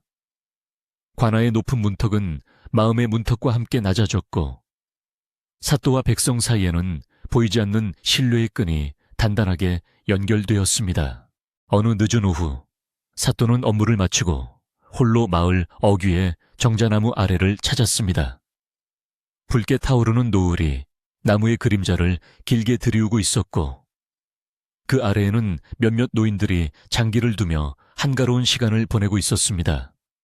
사또는 나무 기둥을 쓰다듬으며 그날 밤 자신의 목소리를 대신해 천둥 같은 소리를 내주었던 나무에게 속으로 감사의 인사를 전했습니다. 비록 그것이 사람의 꾀로 만들어낸 소리였을지라도 그 순간만큼은 하늘의 뜻이 이 나무에 깃들어 악을 심판하고 정의를 바로 세웠음을 사또는 믿어 의심치 않았습니다. 바람이 불어와 나무집들이 사락사락 소리를 내자 마치 나무가 사또에게 수고했다라고 속삭이는 듯 했습니다. 주막에서 구조된 늙은 하녀는 고향으로 돌아가는 대신 이 마을에 정착하기로 결심했는데, 그녀는 관에서 마련해준 작은 초갓집에서 떡을 만들어 팔며 새로운 삶을 시작했습니다. 그녀가 만드는 쑥개떡은 솜씨가 좋아 금세 소문이 났고, 사람들은 그녀를 떡 할멈이라 부르며 가족처럼 대해주었습니다. 그녀는 가끔 사또가 지나갈 때면 가장 맛있는 떡을 골라 달려 나와 바치곤 했는데, 그때마다 그녀의 눈에는 눈물이 글썽였습니다. 지옥 같던 주막에서 벗어나 사람 대접을 받으며 사는 지금이 꿈만 같아서였습니다. 사또는 그녀의 떡을 감사히 받아들고 그녀의 거칠어진 손을 잡아주며 건강을 당부하곤 했습니다. 가을 거디가 끝나고 겨울 채비를 서두르는 시기가 되자 마을은 김장을 담그는 아낙네들의 웃음소리로 시끌벅적해졌습니다. 집집마다 배추를 절이고 양념을 버무리는 냄새가 매콤하고도 구수하게 퍼져나갔습니다. 사또는 관아의 곡간을 열어 형편이 어려운 집들에 배추와 소금을 나누어 주도록 명했습니다. 특히 소금을 나누어 줄 때는 돌아가신 소금 장수의 넋을 기리는 의미를 담아 가장 질 좋고 깨끗한 소금을 골라 보냈습니다. 마을 사람들은 김치를 담그며 소금 장수의 이야기를 했고 그가 남긴 정직함과 성실함이 자신들의 식탁 위에 오르는 김치 속에 녹아있다고 생각하며 숙연해지기도 했습니다. 첫눈이 내리던 날 밤, 사또는 관아의 사랑방에서 따뜻한 차를 마시며 창밖을 내다보았습니다. 한방눈이 소복이 쌓여 온 세상을 하얗게 덮어가고 있었고 더러운 것과 추한 것들이 모두 눈 아래 감추어지며 세상은 순백의 평화로움으로 가득 찼습니다. 사또는 문득 나무 속에서 귀신 흉내를 냈던 신복을 불러들여 따끈한 군밤을 함께 나누어 먹었습니다. 자네, 그날 정말 귀신 들린 연기가 일품이었네. 내 등골이 오싹할 정도였으니 죄인은 오죽했겠나. 사또의 농담에 신복은 머리를 긁적이며 웃었습니다. 나으리, 저도 사실 그때 너무 어둡고 무서워서 진짜 귀신이 나올까봐 덜덜 떨면서 소리쳤습니다요. 두 사람은 서로를 마주보며 호탕하게 웃었고 방 안은 훈훈한 온기로 가득 찼습니다.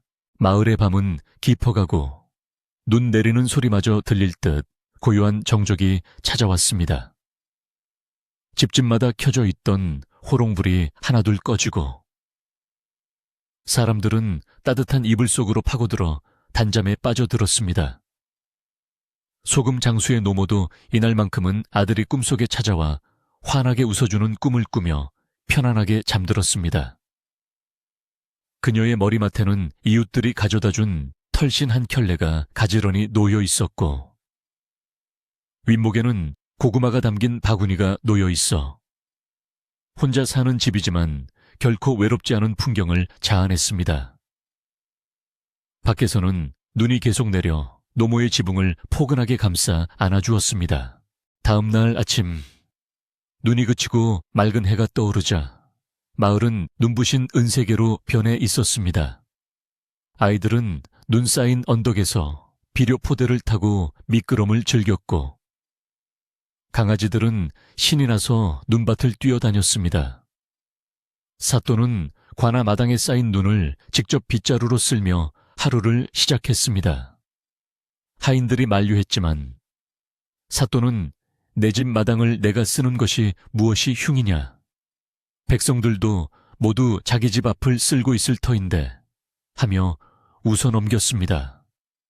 그 모습을 본 관아의 이방과 형방도 빗자루를 들고 나와 함께 눈을 치웠고 그 소박하고 아름다운 풍경은 관아의 담장을 넘어 마을 사람들에게도 전해져 훈훈한 미담이 되었습니다. 시간은 흘러 사또가 이 고을을 떠나 더 높은 관직으로 가게 될 날이 다가왔습니다. 떠나는 날, 마을 사람들은 누가 먼저랄 것도 없이 관아 앞으로 모여들었습니다. 그들의 손에는 각자 정성껏 마련한 선물들이 들려 있었습니다. 집신, 곶감, 말린 나물, 그리고 떡할멈이 밤새 만든 쑥개떡까지. 값비싼 물건은 없었지만 그 하나하나에는 백성들의 진심 어린 사랑과 존경이 담겨 있었습니다. 사또는 감에 오르기 전 백성들 한 사람 한 사람과 눈을 맞추며 작별 인사를 나누었습니다. 내 비록 몸은 떠나나 이 고을에서의 아름다운 추억과 여러분의 따뜻한 마음은 평생 잊지 못할 것입니다. 사또의 목소리는 물기 어린 감동으로 떨리고 있었습니다. 소금 장수의 노모가 사람들 틈을 헤치고 나와 사또의 소매를 잡았습니다. 사또 나으리, 부디 가시는 길 평안하시고 만수무강하십시오. 나으리 덕분에 죽은 제 아들도 저승에서 편히 눈을 감았을 것입니다. 노모는 꼬깃꼬깃한 쌈지에서 직접 수놓은 손수건 한 장을 꺼내 사또에게 건넸습니다. 사또는 그 손수건을 소중히 받아 품에 넣으며 노모의 손을 두 손으로 감싸 쥐었습니다. 어르신, 부디 건강하십시오. 제가 어디에 있든 어르신의 평안을 기도하겠습니다. 사또의 눈께도 뜨거운 눈물이 맺혔고 이를 지켜보던 마을 사람들도 옷고름으로 눈물을 훔쳤습니다. 사또의 행렬이 마을을 벗어나 고개 마루를 넘어갈 때까지 사람들은 손을 흔들며 배웅했습니다. 사또는 고개 정상에서 가마를 멈추고 내려 마지막으로 마을을 뒤돌아보았습니다. 옹기종기 모여있는 초가집들, 밥 짓는 연기가 피어오르는 굴뚝들, 그리고 마을 어귀를 든든하게 지키고 있는 정자나무까지. 모든 것이 한 폭의 그림처럼 평화롭고 아름다웠습니다.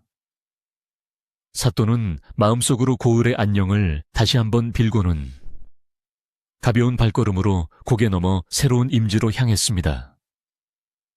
그의 등 뒤로 불어오는 바람은 더 이상 차갑지 않고 봄바람처럼 따스하게 그의 앞길을 축복해 주는 듯했습니다. 사또가 떠난 후에도 마을에는 거지 사또와 말하는 나무의 전설이 오래도록 전해져 내려왔습니다. 세월이 흘러 소금장수의 노모도 세상을 떠나 아들 곁으로 갔고 떡할멈도 편안한 노후를 보내다 눈을 감았지만 그들이 남긴 이야기와 정은 마을 사람들의 가슴 속에 영원히 살아 숨쉬었습니다. 마을 사람들은 억울한 일이 생기면 정자나무 아래에 모여 의논을 했고 어려운 이웃이 있으면 제1처럼 도우며 살았습니다. 그들은 알고 있었습니다. 하늘은 스스로 돕는 자를 돕고 진실은 언젠가 반드시 밝혀진다는 것을, 그리고 착한 마음을 가진 사람들이 모여 사는 곳이 바로 천국이라는 것을 말입니다. 어느 겨울밤 화롭게 둘러앉은 할머니가 손자들에게 옛날 이야기를 들려줍니다. 옛날에 아주 지혜로운 사또가 살았단다. 그분은 거지 옷을 입고 우리네 마음속을 들여다보셨지. 아이들은 할머니의 무릎을 베고 누워 초롱초롱한 눈을 깜빡이며 이야기에 귀를 기울입니다. 밖에는 하얀 눈이 소복소복 쌓여 온 세상을 포근하게 덮어주고 문풍지는 바람에 가볍게 떨며 겨울밤의 정취를 더해줍니다. 방 안 가득 퍼지는 군고구마의 달콤한 냄새와 할머니의 나지막한 목소리가 어우러져 아이들의 눈꺼풀은 점점 무거워집니다. 이야기가 끝날 무렵 아이들은 어느새 새근새근 잠이 들었습니다. 할머니는 잠든 아이들의 이불을 덮어주며 흐뭇한 미소를 짓습니다. 그래, 우리 강아지들 좋은 꿈 꾸거라. 착하게 살면 복을 받는단다. 할머니는 화로에 불씨를 묻어두고 호롱불을 끄며 자리에 눕습니다. 방 안은 어두워졌지만 창호지 문으로 스며드는 달빛이 은은하게 방 안을 비추어 줍니다. 마을의 모든 집들도 불을 끄고 깊은 잠에 빠져들었습니다. 산도, 들도, 바람도 모두 숨을 죽이고 평온한 휴식을 취하는 시간입니다.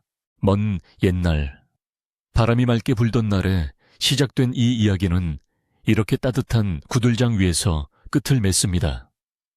착한 사람은 복을 받고 나쁜 사람은 벌을 받으며 억울한 사람의 눈물은 이웃의 정으로 닦아주었던 그 시절의 이야기가 오늘 밤 당신의 꿈속에서도 따뜻한 등불이 되어 비추어 주기를 바랍니다.